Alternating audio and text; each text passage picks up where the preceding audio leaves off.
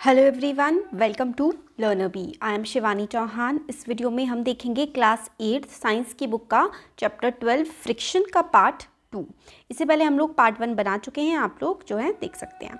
तो पार्ट 1 में हम लोगों ने देख लिया था कि फ्रिक्शन क्या होती है, फ्रिक्शन किस तरीके से अप्लाई होती है और ये सब चीज़ें। अब हम देखते हैं friction a necessary evil. Friction कोई बुरी चीज़ नहीं है। अगर फ्रिक्शन नहीं होती तो हम लोग चल ही नहीं पाते, कार्स नहीं चल पाती। तो फ्रिक्शन हमारे चलने के लिए, मूव करने के लिए बहुत ज़्यादा ज़रूरी है। अब कह रहे हैं कि आप अपना कोई एक्सपीरियंस याद करिए कि आप लोगों ने क्या एक कुल्हड़ पकड़ा हुआ है, एक अर्दन पॉट जो है कुल्हड़, वो आपने पकड़ा हुआ है। इस तरीके की कोई आप मोमेंट याद करिए। या फिर आपने ग्लास टम्बलर पकड़ा हुआ है, मतलब ग्लास का जो कांच का ग्लास पकड़ा हुआ है। Suppose the outer surface of the tumbler is greasy और has a thin layer of cooking oil on it. तो सपोज करो कि जो ग्लास आपने पकड़ा हुआ है वो ग्रीसी है, यानी कि उस पर कुछ चिकना लगा हुआ है। तो कितना डिफ़िकल्ट हो जाएगा उसको पकड़ना, और क्या इनफैक्ट उसको पकड़ना ही, मतलब आप पकड़ ही पाएंगे अगर वो चिकना होगा, हाथ से छूट जाएगा और वो गिर जाएगा। और अगर आप लोग मडी ट्रैक पे होते हैं, जैसे कि ऐसे रास्ते पे होते हैं जहाँ पर मिट्टी जो है ना वो गीली हो चुकी है, तो वहाँ पे चलना कितना ज़्यादा मुश्किल होता है, या फिर गीले फर्श पर चलना कितना ज़्यादा मुश्किल होता है। ऐसा क्यों होता है? क्योंकि वहाँ पर फ्रिक्शन बहुत ज़्यादा कम होती है गीले सरफेस पर, या फिर ऐसी जो चीज़ चिकनी होती है। You could not write with pen और pencil if there is no friction. आप पेन और पेंसिल आप लिख ही नहीं सकते। मैं देखो ये ऐसे कर रही हूँ ना, ये क्यों कर पा रही हूँ? क्योंकि जिस पेन से मैं लिख रही हूँ और जिस स्क्रीन पर मैं लिख रही हूँ, इन दोनों के बीच में फ्रिक्शन है। जब आपके टीचर चौक से लिख रहे होते हैं, क्योंकि जो वो बोर्ड होता है जिस पर लिख रहे होते हैं वो थोड़ा खुरदरा होता है, इसलिए ही चौक उस पर चल पाती है। अगर आप वो जो सरफेस है, मान लीजिए जो बोर्ड है, उस पर अगर ऑयल लगा देंगे ना तो चौक उस पर चलेगी ही नहीं, क्योंकि वो काफ़ी ज़्यादा स्मूथ हो जाएगा और उनकी फ्रिक्शन ख़त्म हो जाएगी। तो चौक के पार्टिकल्स जो स्टिक कर पाते हैं, जो चिपक पाते हैं ना उस बोर्ड पे, वो भी इसी वजह से, क्योंकि उसमें फ्रिक्शन होती है सरफेस में। A nail is fixed in the wall due to friction. Nail यानी कि जो कील है वो गड़ पाती है दीवार में फ्रिक्शन की वजह से। तो कितने सारे एग्जाम्पल हैं फ्रिक्शन के, है ना। ये सब हो ही नहीं पाता, आप चल नहीं पाते, बोर्ड पर कुछ लिख नहीं पाते, कील नहीं ठुक पाती दीवार पर अगर फ्रिक्शन नहीं होती।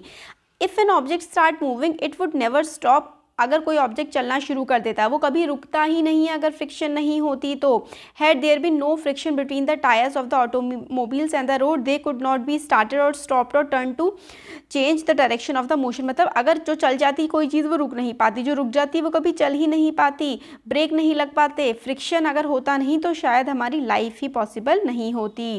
You could not fix a nail on the wall, मतलब वॉल पे आप कुछ नहीं लगा पाते, आप गांठ भी नहीं बांध पाते। फ्रिक्शन की वजह से ही तो कोई चीज़ नॉट लगती है, गांठ लगती है। और without friction no building could be constructed. Friction के बिना बिल्डिंग कंस्ट्रक्ट ही नहीं हो सकती। तो कितने सारे यूजेस हैं। Sole of shoes wear out due to friction. अब हमारे जूते भी खराब होते हैं, हमारी गाड़ी के टायर भी खराब होते हैं फ्रिक्शन की वजह से। तो फ्रिक्शन थोड़ा परेशान भी हमें करती है। दूसरी तरफ फ्रिक्शन जो है वो ईवल भी है। क्यों? क्योंकि जो मटेरियल हम लोग यूज़ करते हैं या फिर जो स्क्रूज हम लोग यूज़ कर रहे हैं दीवारों में, वो ख़राब हो जाते हैं फ्रिक्शन की वजह से। जो ब्रिज होते हैं, ब्रिजेस ख़राब हो जाते हैं फ्रिक्शन की वजह से। रेलवे स्टेशन के जो ब्रिज होते हैं या फिर उसकी जो रेलवे लाइंस होती हैं वो फ्रिक्शन की वजह से ख़राब हो जाती हैं। फ्रिक्शन जो है वो हीट भी प्रोड्यूस करती है। ये चीज़ ना काफ़ी ज़्यादा इंपॉर्टेंट है, आप लोगों को याद रखनी है कि friction can also produce heat. Vigorously rub your palms together for few minutes. आप अपने हाथ जो है वो रगड़िए, कुछ देर तक लगातार अपने हाथों को रगड़िए। आपको कैसा फील हो रहा है? When you strike a mastic against the rough surface it catches fire. जब आप एक मैस्टिक्स को किसी रफ सरफेस पे ऐसे ऐसे करके घिसते हैं तो उसमें फायर लग जाती है। क्यों लगती है? फ्रिक्शन की वजह से लगती है। You might have observe that the jar of a mixture. जैसे कि जो आप लोग जब मिक्सी चलाते हैं तो मिक्सी चलाने के बाद आप देखते होंगे ना कि जार जो है वो गर्म हो जाता है, वो भी फ्रिक्शन की वजह से होता है। तो ये सारे के सारे एग्जाम्पल्स हैं जिसमें फ्रिक्शन जो है वो हीट प्रोड्यूस करती है। तो अगर आप लोगों से बोला जाए कि आप ऐसे एग्जाम्पल प्रोवाइड करिए जहाँ पर जो फ्रिक्शन की वजह से हीट प्रोड्यूस हो रही है, तो जो जार है, आप लोग जार यूज़ कर रहे हैं, वो आपने मिक्सी में घुमाया, ठीक है, मिक्सी चलाई, वो अब जार क्या हो जाएगा? गर्म हो जाएगा, वो होगा फ्रिक्शन की वजह से। In fact when a machine is operated heat generated causes much wastage of energy. जब कोई मशीन चलती है तो हीट की वजह से बहुत सारी एनर्जी वेस्ट हो जाती है, और वो एनर्जी किसकी वजह से वेस्ट होती है? फ्रिक्शन की वजह से। तो we shall discuss the ways of minimising friction in the following section. अब फ्रिक्शन कम से कम कैसे की जाए ये भी हम लोग डिस्कस करेंगे। इंक्रीजिंग और रिड्यूसिंग फ्रिक्शन। हम किसी सरफेस की फ्रिक्शन को बढ़ा भी सकते हैं और घटा भी सकते हैं। अगर आपको किसी की फ्रिक्शन बढ़ानी है, इंक्रीज करनी है फ्रिक्शन, तो उस सरफेस को खुरदरा बना दो आप, है ना। देखो हम लोगों ने पढ़ा कि फ्रिक्शन जो है डिज़ायरेबल है बहुत सारी सिचुएशन में। Have you ever thought why a sole of your shoe is grooved, इस तरीके से ऐसे करके ऐसा क्यों होता है आपका शू जो होता है, ताकि वो ज़्यादा जल्दी से घिसे ना। It is done to provide the shoes better grip on the floor, ताकि जो है अच्छे से ग्रिप प्रोवाइड कर पाएँ और आप चल पाएँ, so that you can move safely. आपको जो ऐसे ग्रूव शेप होती है ना, ऐसे करके इस टाइप से, वो आप सेफली फ्लोर पर चल पाएँ, इसलिए ये शेप होती है। Similarly the traded tyres of car, truck and bulldozer provide better grip with the ground. तो जो कार, ट्रक और बुलडोज़र्स होते हैं, उनके जो टायर्स होते हैं वो इस तरीके से बनाए जाते हैं ताकि अच्छे से, देखो इस तरीके से, ये जो ट्रेडेड है ऐसे ऐसे करके है ना, ये इसलिए बनाए जाते हैं ताकि अच्छी सी ग्रिप मिल सके इनको सरफेस पर। We deliberately increase friction by using brake pads in the brake system of bicycle and automobiles. तो ब्रेक पैड्स जो होते हैं ना साइकिल्स में, ताकि ब्रेक फटाफट लग जाए। ब्रेक फटाफट कब लगता है? जब फ्रिक्शन ज़्यादा होती है। जितनी ज़्यादा फ्रिक्शन होगी उतना ही वो मूवमेंट को रोक देगी। तो जो ब्रेक पैड्स होते हैं ना किसी भी साइकिल में या फिर किसी भी मोटर व्हीकल में, वो क्या करते हैं? फ्रिक्शन को बढ़ाने का काम करते हैं। जब आप लोग साइकिल चला रहे हो, ब्रेक पैड को आप लोग ने टच नहीं किया है, तो व्हील आगे बढ़ते जाएंगे। जैसे आप ब्रेक दबाएंगे साइकिल रुक जाती है। But when you press the brake lever, these pads arrest the motion of the rim due to friction. The wheels stop moving. You might have seen the kabaddi players rub their hands with soil for the better grip of their opponent. तो मिट्टी से अपने हाथ रगड़ लेते हैं जो kabaddi players होते हैं, ताकि वो अपने अपोनेंट को अच्छे से पकड़ पाएँ। Gymnastics play apply some coarse substance on their hand to increase the friction for better grip. तो जिम्नास्टिक्स जो होते हैं वो भी कुछ कैड़ा खुदरा सब्सटेंस अपने हाथ पे लगाते हैं ताकि वो उनको बेटर ग्रिप मिल जाए। मतलब कोई भी चीज़ आप बहुत अच्छे से पकड़ सकते हैं। अगर फ्रिक्शन ज़्यादा, अगर देखिए कोई चीज़ आपको अच्छे से पकड़नी है तो आपकी फ्रिक्शन ज़्यादा होनी चाहिए, और फ्रिक्शन ज़्यादा होने के लिए सरफेस का खुदरा होना ज़रूरी है। कुछ सिचुएशन में however friction is undesirable and we would want to minimise it. तो कई बार क्या होता है, फ्रिक्शन की हमें ज़रूरत नहीं होती और हमें इसको कम भी करना होता है। Why do you sprinkle fine powder on the carrom board. जब आप कैरम खेलते हो तो आपको क्या करना होता है, ताकि आपकी जो गिट्टियाँ हैं वो ईजिली आगे बढ़ जाएँ, इसके लिए आप क्या करते हो, कैरम बोर्ड पर पाउडर छिड़कते हो। You might have notice that when a few drops of oil are poured on the hinges of the door move smoothly. जैसे कि कई बार होता है ना, डोर बहुत ज़्यादा चर आवाज़ करने लगता है या फिर जल्दी से खुलता नहीं है, तो अगर आप उसके हिंजेस में, यानी कि उसके जो कोने होते हैं वहाँ पर अगर आप ऑयल लगा दोगे ना, तो वो डोर बहुत ही अच्छे से ऑपरेट करने लगता है। A bicycle and a motor mechanic uses grease between the moving part of the machine. जो बाइसिकल होती है फिर मोटर व्हीकल होते हैं, उसमें ग्रीस लगाते हैं तो मोटर व्हीकल अच्छे से चलने लगते हैं। इन सब केसेस में हम लोग फ्रिक्शन को कम करना चाहते हैं ताकि एफिशिएंसी बढ़ जाए।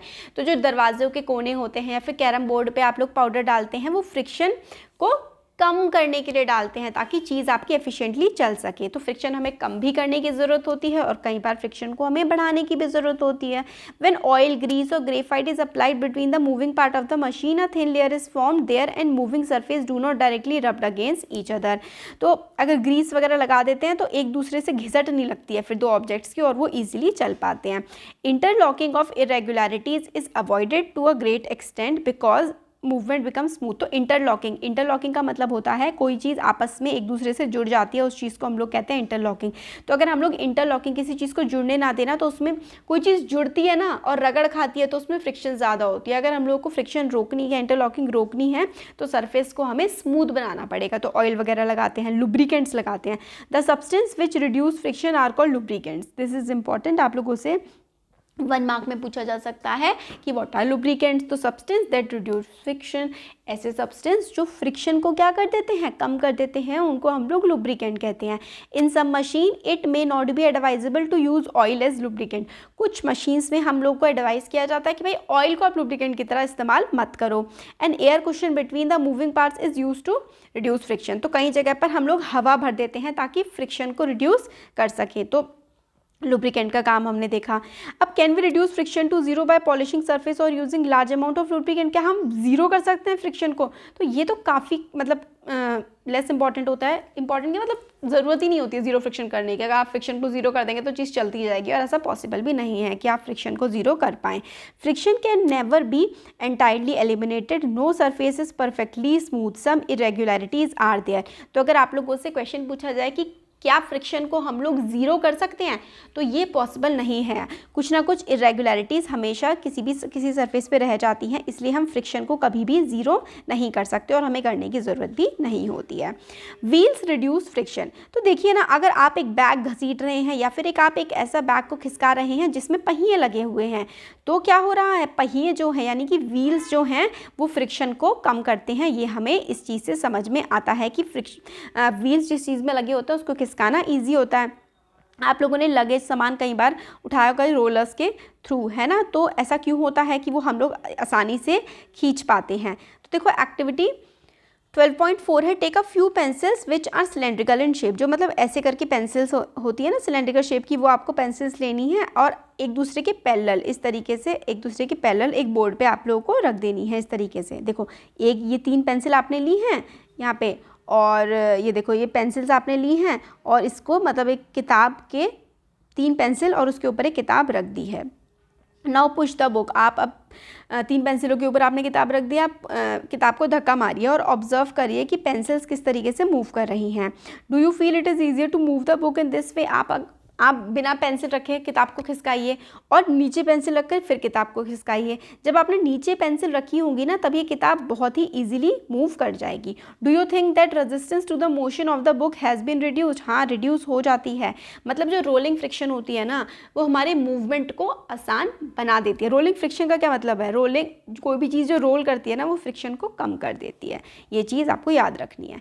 When our body rolls over the surface of another body, the resistance to its motion is called rolling friction. तो रोलिंग फ्रिक्शन क्या होता है, जब एक बॉडी दूसरी बॉडी पे क्या कर रही होती है, रोल कर रही होती है। ये देखो ये जो पहिए हैं ये इस फर्श पे क्या कर रहे हैं, रोल कर रहे हैं। तो अब ये इस पहिए और इस फर्श के बीच में जो फ्रिक्शन होगा ना, इसको हम लोग रोलिंग फ्रिक्शन कहेंगे। मतलब ये पहिया है, ये फर्श पे क्या कर रहा है, रोल कर रहा है, तो इसके इस पहिए और इस फर्श के बीच में हमेशा कुछ ना कुछ फ्रिक्शन तो होगी ही होगी, क्योंकि friction can not be zero. तो जो पहिए और फर्श के बीच में फ्रिक्शन होगी, क्योंकि पहिया गोल है और रोल कर रहा है, इस तरीके के फ्रिक्शन को हम लोग रोलिंग फ्रिक्शन कहते हैं।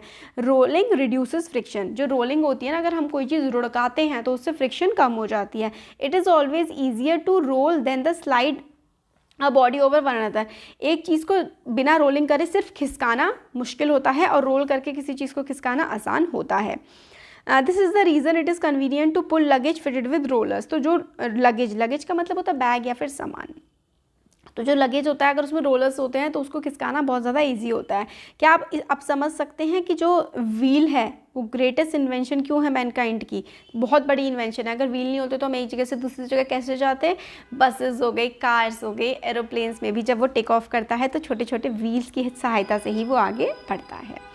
अब since the rolling friction is a smaller than sliding friction is replaced in most machines bye rolling by the use of ball bearings. तो देखिए आपने देखा होगा कि ऐसे ऐसे करके पट्टे से लगे होते हैं और इसमें छोटे छोटे पहिए लगे होते हैं मशीनों में, ताकि कोई बड़ी चीज़ को भी घुमाया जा सके। Common example of ball bearings between hubs and the axles of ceiling fans and bicycles. तो बाइसिकल्स जो देखो ऐसे होता है ना, एक पहिया होता है, 2 पहिया होता है, इसके बीच में ऐसे करके पट्टी लगी होती है, तो ये देखो ये ईजिली घूम पाएँ। पंखे भी जो है बीच में से क्या होता है, पंखा ऐसे करके गोल होता है ताकि जो है वो इजीली घूम पाए, क्योंकि गोल चीज़ इजीली घूम पाती है। तो हमें समझ में आया कि रोलिंग फ्रिक्शन जो है वो कम होती है स्लाइडिंग फ्रिक्शन से। ये देखिए ball bearing to reduce friction, तो ये फ्रिक्शन हमने देख ली। अब ये चीज़ ना बहुत ज़्यादा इंपॉर्टेंट है, एग्जाम में ना बहुत ज़्यादा पूछा जा सकता है आप लोगों से कि फ्लूइड फ्रिक्शन क्या होता है। You know that the air is very light and thin, हमें पता है कि हवा जो है काफ़ी हल्की होती है। Yet is exert frictional force on the object moving through it. तो ऐसा तो नहीं है जब हवा तेज़ चल रही होती है आपको भी एक धक्का सा फील होता है ना, चाहे हवा कितनी भी हल्की हो, बट फ्रिक्शन तो वो भी हम लोगों को प्रोवाइड करती है। चाहे हवा कितनी हल्की हो, फ्रिक्शन फिर भी हवा में होती है। You know that air is very light and thin, air काफ़ी लाइट और थिन होती है, बट वो भी प्रोवाइड करती है। Similarly water and other fluids exert force of friction when object move through them. तो चाहे एयर हो, चाहे वाटर हो, चाहे कोई और गैस हो, अगर आप उसके थ्रू मूव करेंगे तो फ्रिक्शन तो वहाँ पर भी लगेगी। तो जो एयर, वाटर या फिर गैसेस में जो फ्रिक्शन लगती है ना, उस फ्रिक्शन को हम लोग क्या कहते हैं, फ्लूइड फ्रिक्शन। क्योंकि जो गैस होती है, गैस और लिक्विड इनको मिला करके ना हमारे पास एक नया टर्म बनता है जिसको हम लोग बोलते हैं फ्लूइड। तो गैस और एयर को मिला करके एक टर्म बनता है, उस टर्म को हम लोग फ्लूइड बोलते हैं। तो similarly water and other liquid exert force of friction when object move through them. In science the common name of gases and liquids इस फ्लूइड। तो गैसेस और लिक्विड्स का कॉमन नाम जो है साइंस में वो क्या होता है, फ्लूइड्स। अब अगर आप लोगों से पूछा जाए कि व्हाट आर फ्लूइड्स, तो the common name of gases and fluids in science is known as fluid. ठीक है, so we can say that fluid exert force of friction on object in motion through them. तो जो fluids यानी कि अगर पानी में से कोई ऑब्जेक्ट जा रहा है या फिर हवा में से कोई ऑब्जेक्ट जा रहा है तो उस पर कोई फ्रिक्शन लग रही होगी, उसी फ्रिक्शन को हम फ्लूइड फ्रिक्शन कहते हैं। तो the frictional force exerted by fluids is called drag. तो हमने एक नया नाम दे दिया। अब आपसे पूछा जा सकता है कि भाई ड्रैग क्या होता है। तो frictional force exerted by fluids जो फ्रिक्शन फोर्स एक्सर्ट करते हैं उसको हम लोग क्या कहते हैं, उसको हम लोग ड्रैग कहते हैं। तो frictional force exerted by fluids is called drag. Frictional force on an object in a fluid depend on its speed with respect to the fluid. तो भाई कितनी कोई जो फ्लूइड है वो कितनी फ्रिक्शन प्रोवाइड करेगा, ये डिपेंड करता है कि उस फ्लूइड में जो स्पीड है उस ऑब्जेक्ट की वो कितनी है। मतलब सपोज करो कि एक शिप है, वो पानी में से जा रहा है 100 किलोमीटर पर आवर की स्पीड से, तो उस पर फ्रिक्शन लगेगी। ठीक है, बट अगर कोई जो शिप है वो 200 किलोमीटर पर आवर की स्पीड से जा रहा है तो उस पर ज़्यादा फ्रिक्शन लगेगी। मतलब जितनी ज़्यादा स्पीड होगी किसी ऑब्जेक्ट की उतनी ही ज़्यादा उस पर फ्लूइड फ्रिक्शन लगती है। This is important. The frictional force also depend on the shape of the object and the nature of the fluid. तो यानी कि जो फ्रिक्शनल फोर्स है वो किन किन चीज़ों पर डिपेंड करती है, स्पीड पर। ठीक है, एक तो स्पीड पर डिपेंड करती है और एक किस पर डिपेंड करती है, शेप पर डिपेंड करती है ना, shape of object. Speed of object हो गया, एक तो स्पीड ऑफ ऑब्जेक्ट पे डिपेंड करती है, स्पीड ऑफ ऑब्जेक्ट पे भी डिपेंड करती है, एक शेप ऑफ ऑब्जेक्ट पे भी डिपेंड करती है और एक डिपेंड करती है नेचर ऑफ फ्लूइड कि मतलब जो फ्लूइड है वो कैसा है। नेचर ऑफ फ्लूइड पे भी जो है स्पीड डिपेंड करती है। ठीक है, स्पीड ऑफ ऑब्जेक्ट पे भी डिपेंड करता है, शेप ऑफ ऑब्जेक्ट पे भी डिपेंड करता है और नेचर ऑफ फ्लूइड पे भी डिपेंड करता है। तो यानी कि जो फ्रिक्शनल फोर्स लग रही है वो मेनली 3 चीज़ों पे डिपेंड करती है कि भाई उस जो ऑब्जेक्ट है उसकी स्पीड कितनी है, उस ऑब्जेक्ट की शेप कैसी है और वो जो फ्लूइड है ना उस फ्लूइड का नेचर कैसा है। यानी कि speed of object, shape of object और नेचर ऑफ फ्लूइड, इन 3 चीज़ों पे मेनली डिपेंड करेगा कि भाई कितनी फ्रिक्शन उस ऑब्जेक्ट पे लग रही है। दिस इज़ वेरी इंपॉर्टेंट बच्चों, ये वाली चीज़ ना MCQs में बहुत ज़्यादा पूछी जा सकती है और क्वेश्चन आंसर्स के थ्रू भी पूछी जा सकती है। It is obvious that when object move through fluids they have to overcome friction acting on them. तो भाई ऑब्जेक्ट जब फ्लूइड पे मूव करे तो उनको अपनी फ्रिक्शन ओवरकम करनी पड़ेगी। इन दिस प्रोसेस उनकी एनर्जी भी लूज होगी। Efforts are there to minimize the friction. तो भाई किसी भी ऑब्जेक्ट को अगर अच्छे से फास्टली मूव करना है तो उसको फ्रिक्शन को मिनिमाइज करना पड़ेगा। सो ऑब्जेक्ट्स, इसलिए ऑब्जेक्ट्स को स्पेसिफिक शेप दी जाती है। तो साइंटिस्ट ने, जैसे कि जो एरोप्लेन होता है वो इस शेप का होता है क्योंकि उसकी वजह से क्या होता है, फ्रिक्शन सबसे ज़्यादा कम होती है इस शेप में। बर्ड्स और फिशेस का जो स्ट्रक्चर होता है वो ऐसा होता है ताकि वो फ्रिक्शन को मिनिमाइज कर सके। तो आपको जो है बर्ड्स इस टाइप की दिखती हैं, बिल्कुल बर्ड्स की शेप के ही हम लोगों ने इसलिए एरोप्लेन्स बना दिए हैं ह्यूमन ने। Their bodies must have evolved to shapes which would make them lose less energy in overcoming friction। तो देखो बर्ड्स को फ्रिक्शन की वजह से एनर्जी कम लूज़ करनी पड़ती है तो इसी शेप के क्या बनाए हैं, एरोप्लेन्स बना दिए हैं। और ये क्लास 6 में भी हम लोगों ने इसके बारे में पढ़ा था, शेप ऑफ एरोप्लेन्स के बारे में। इसीलिए जो है जो ये वाली जो शेप होती है ना, इस टाइप की जो शेप होती है एरोप्लेन की, इसकी वजह से क्या होता है, फ्रिक्शन काफ़ी ज़्यादा कम इसको झेलनी पड़ती है। तो बिल्कुल बर्ड की शेप का हम लोगों ने एरोप्लेन बना दिया है ताकि इस पर फ्लूइड फ्रिक्शन कम लगे। हमारा चैप्टर इसके साथ हो गया है कंप्लीट। अच्छा लगा है तो ज़रूर चैनल को सब्सक्राइब करिए और शेयर करिए फ्रेंड्स के साथ। Thank you.